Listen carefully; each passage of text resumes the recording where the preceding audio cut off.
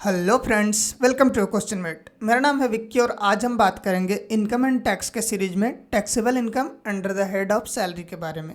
इसमें हम सबसे पहले जानेंगे वेतन से संबंध में कुछ महत्वपूर्ण बातें, इंपॉर्टेंट थिंग्स रिगार्डिंग सैलरी।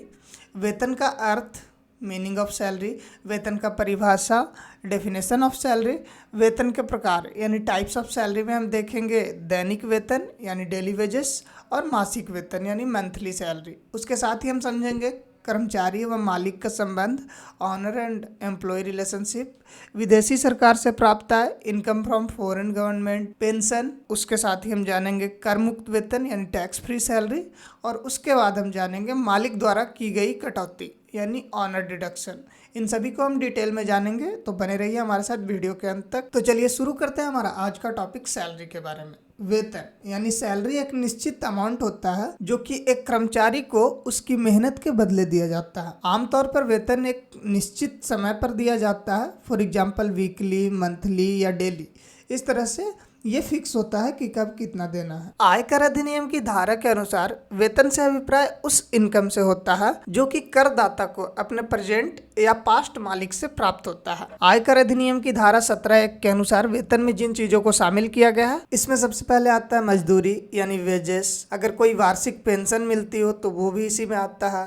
उसके साथ ही कोई ग्रेचुइटी या फीस या कमीशन मिलता है, वो भी वेतन में शामिल होता है। अब हम वेतन से जुड़े कुछ महत्वपूर्ण बातों को समझ लेते हैं। इसमें सबसे पहले हम समझते हैं मालिक व कर्मचारी का संबंध। जब पेमेंट की लेन देन होती है तो जो पेमेंट देने वाला होता है वो मालिक होता है और जो पेमेंट लेने वाला होता है वो कर्मचारी होता है। इसके साथ ही हम नेक्स्ट देखते हैं विदेशी सरकार से प्राप्त सैलरी या इनकम। जब कोई व्यक्ति विदेश में काम कर रहा हो और वहां से उसकी इनकम हो रही हो तो इस पे भी टैक्स लगता है, तो ये फॉरेन से प्राप्त इनकम होता है। अगला आता है पेंशन। एक ऐसा कर्मचारी जो ऑफिस नहीं जाता है पर फिर भी पेंशन के रूप में उसको सैलरी मिलती है, इस अमाउंट पर भी टैक्स लगता है। सैलरी अमाउंट अगर 2.5 लाख रुपए एनुअल से ज्यादा हो तो उस पर भी टैक्स लगता है। अगला आता है टैक्स फ्री सैलरी। यदि कर्मचारी को मालिक के पास टैक्स फ्री सैलरी प्राप्त होता है तो इसका मतलब ये है कि उस अमाउंट पर पहले से ही टैक्स दिया जा चुका है जो कि कर्मचारी के मालिक द्वारा दिया गया है। अगला आता है मालिक द्वारा की गई कटौती, ऑनर डिडक्शन। मालिक द्वारा कर्मचारी के सैलरी से कुछ अमाउंट डिडक्शन कर लिया जाता है जो कि कर्मचारी के रहने, खाने आदि की व्यवस्था के लिए काटा जाता है। फाइनली हम देखते हैं वेतन के प्रकार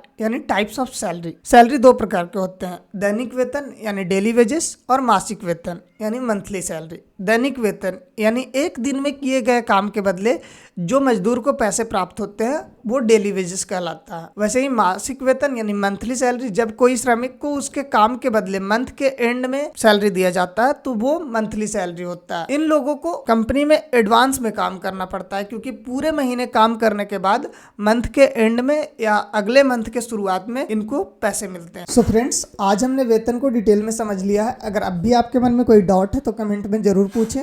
वीडियो अच्छी लगी हो तो लाइक करें, चैनल को सब्सक्राइब करें एंड शेयर करें अपने दोस्तों को जो वेतन के बारे में डिटेल में जानना चाहते हैं। तो मिलते हैं नेक्स्ट वीडियो में नेक्स्ट टॉपिक के साथ। तब तक के लिए have a good life, make a great story of your life. Thank you.